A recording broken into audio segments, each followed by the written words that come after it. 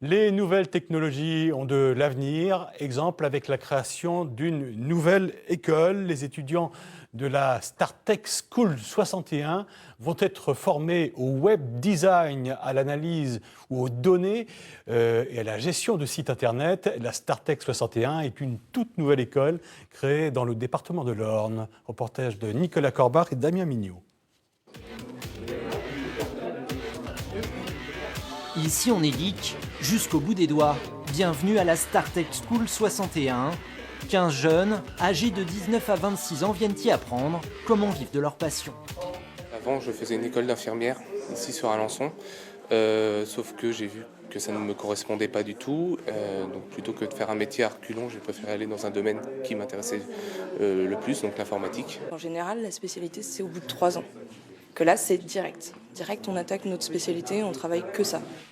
Et ici, on travaille à la mode américaine, avec des sessions de développement personnel, cours de codage, gestion du big data, web marketing, objectif, maîtriser l'outil numérique, une alternative aux formations traditionnelles pour des jeunes en décrochage scolaire. Beaucoup ont fait une première année, BTS, université, et voilà, ils ont compris qu'ils n'allaient pas continuer de longues études dans ces voies-là. Donc on les a sélectionnés sur leur personnalité et sur leur talent aussi à manipuler les nouvelles technologies.